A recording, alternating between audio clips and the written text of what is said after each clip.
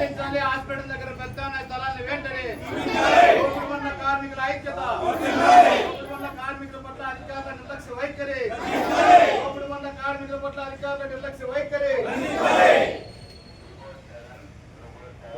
కార్మికుల ఐక్యత కార్మికుల ఐక్యత కార్మికుల పట్ల అధికారుల నిర్లక్ష్య వైఖరి కార్మికుల పట్ల అధికారుల నిర్లక్ష్య వైఖరి మా ఉపాధి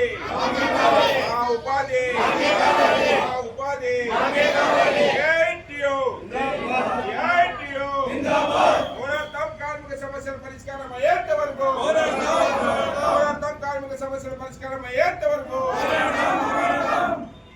ఇక్కడ వచ్చిన మీడియా వాళ్ళకి, మన తోపుడు బండ్ల సంఘము, సిఐటి వాళ్ళకి, ఇక్కడ వచ్చిన మన తోపుడు బండ్లు ప్రతి ఒక్కరికి, ఇక్కడ వచ్చిన వాళ్ళందరికీ ధన్యవాదాలు తెలుపుతూ, ఇక్కడ అందరికీ నమస్కారం చేస్తూ, మేము చెప్పేది ఏమంటే గత 15 సంవత్సరాలుగా 3 సార్లు గవర్నమెంట్ మారింది. ఫస్ట్ మన తెలుగుదేశం ప్రభుత్వమే ఉంది 2014-15లో, తర్వాత మళ్ళా వైఎస్ఆర్సీపీ వచ్చింది, మళ్ళీ ఇప్పుడు తెలుగుదేశమే వచ్చింది.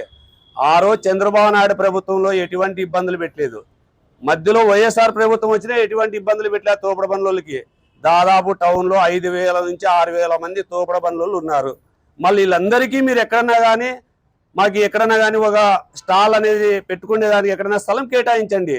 ఆ విధంగా మీరు దయచేసి ఎమ్మెల్యే గారికి, మున్సిపల్ కమిషనర్ గారికి, కలెక్టర్ గారికి 5,000-6,000 మందికి మీ అధికారులే ప్రతి తోపుడు బండికి గవర్నమెంట్ రూల్ ప్రకారంగా బ్యాంకుల్లో 10,000, 15,000, 20,000 లోన్లు ఇచ్చారు. మళ్ళీ మీరు ఈరోజు తీసేసిందంటే బ్యాంకులకి ఏం చేయాలా? ఎత్తేయాలా? కట్టకూడదా బ్యాంకులకి? మళ్ళీ ఏ విధంగా కట్టాలా? తోపుడు బండ్లలో లోన్లు తీసుకొని ఈ పొద్దు మేము బ్యాంకులలో మా ఇంటి ముందర వచ్చిందంటే మేము ఎవరి దగ్గర పోవాలా? మీరు తోపుడు బండ్లు తీసేయడము చాలా అన్యాయము. ఇంకోటి ఏమొస్తుందంటే ప్రతి ఒక్కరితోనూ ఇదే వింటున్నాము, టౌన్లోనూ 30 స్థలాలు 40 స్థలాలు ఏదో 2 వీలర్ పార్కింగ్కి టెండర్లు వేసినారని. దయచేసి మా ప్రాణాలు ఎందుకు తీస్తున్నారు? తోపుడు బండ్లలో స్థలాలు ఎందుకు కేటాయిస్తున్నారు టెండర్లు? దయచేసి సార్, ఎమ్మెల్యే సార్, మీరు దయచేసి మా మీద మీరు దయచేయండి. మిమ్మల్ని గెలిపించినందుకు మళ్ళా మాకు ఏదైనా మంచి అవకాశం ఏంటి చేసుకుని తినేదానికి. ఈరోజు ఎక్కడ పోతారు సార్? మీరే చెప్పారు మా ప్రభుత్వం వచ్చిందంటే 10,000 లోన్ తోపుడు బండ్లకి ఇస్తారని ఇచ్చినారు. మళ్ళీ ఇప్పుడు ఎక్కడ కట్టాలి సార్? వాళ్ళు ఎట్లా కడతారు? ఇప్పుడు పెద్ద హాస్పిటల్ దగ్గర దాదాపు తెలుగు విగ్రహం వరకు 200 బండ్లు ఉన్నాయి. 200 బండ్లకి మీరు లోన్లు ఇప్పించినారు అనుకోండి, మళ్ళీ బ్యాంకుల్లో పోయి మేము ఏం కట్టాలా? మా భార్య పిల్లల్ని ఎట్లా జాగాలా? మళ్ళీ ఎవరు దీనికంతా బాధ్యత? కమిషనరా, కలెక్టర్ గారా, ఎమ్మెల్యే గారా? ఎవరు బాధ్యత? ఈ లోన్లకు మీరు హామీ ఇస్తారా మేము కడతామని చెప్పండి? లేదు కదా. మా బతుకులు మమ్మల్ని బతుకులేవండి. ఏదో ఫుట్పాత్ స్థలాలు టెండర్లు వేయడము. మళ్ళీ ఈ పొద్దు ఫస్ట్ తెలుగుదేశం ప్రభుత్వం 2014లోను తోపుడు బండికి 5 రూపాయలు కట్టమని రూల్ వచ్చిందన్నారు, కట్టాము. మళ్ళా వైఎస్ఆర్ ప్రభుత్వం వచ్చింది, 5 రూపాయలే కట్టాము. మళ్ళా మన ప్రభుత్వం వచ్చింది, ఇప్పుడు తెలుగుదేశం ప్రభుత్వము 10 రూపాయలు, ఆటోకు 40 రూపాయలు. ఎట్టి పరిస్థితుల్లో వాడు వచ్చినప్పుడు ఇవ్వకుంటే వాడు ఎవరు గేట్ కట్టేవాడు బండి మీద నిలబడి మాతో వసూలు చేస్తాడు. కిందకి కానీ దిగుడు. ఏందయ్యా కిందకి వచ్చి ఇప్పించుకొని పోంటే నువ్వు ఇస్తావా బండి తీసేస్తావా అంటాడు. మళ్ళీ ఈ విధంగా మీరు టెండర్లు ఇవి కాక కోట్ల రూపాయలు వస్తున్నాయి. ఇవి టోటల్ పైన మన అనంతపురం టౌన్ లోను తోపుడు బండ్ల డబ్బులు నెలసారిగా కోట్ల రూపాయలు వసూలు చేస్తున్నారు ఈ డబ్బులు. మళ్ళీ ఇవి కాక ఇవి సాల్కొచ్చి మళ్ళా 30 స్థలాలు 40 స్థలాలు కేటాయించి మళ్ళా మీరు టెండర్లు ఇవ్వడం ఏందయ్యా? ఇది చాలా దారుణము. బతకల్లా ఎక్కడైనా పోవాలా బీద ప్రజలు చెప్పండి. లేదంటే ప్రతి సిటీల్లోనూ ఒక స్టాల్ అనేది ఉంటుంది, ఎక్కడైనా కానీ చేసుకొని తినడానికి. ఎక్కడన్నా ఉందా మన అనంతపురంలో? చూపించినారా? లేదు కదా. చూపించండి, ఫస్ట్ మాకు జీవనాధారం చూపించండి. దాని తర్వాత మీ ఇష్టానుసారంగా ఫుట్పాత్ రోడ్లు కానీ టెండర్లు ఇవ్వండి, అన్ని ఇవ్వండి సార్. ఎమ్మెల్యే సార్, మినిస్టర్ గారు మొత్తం అంతా మీరు చూస్తున్నారు ఏం చేస్తున్నారు. ఈ రోజు ఒక్కసారి కౌన్సిలర్ అయిందంటే కనీసం అంటే 50 సంవత్సరాలు బతికేంత సంపాదిస్తున్నారు. ఒక్కసారి ఎమ్మెల్యే అయిందంటే 100 సంవత్సరాలు తినేంత సంపాదిస్తున్నారు.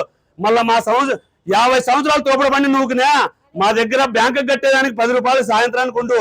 ఏ విధంగా బతకాల బీద ప్రజలు? మీరు కానీ మాకు సహకరించుకుంటే ఏ ప్రభుత్వం సహకరిస్తుంది?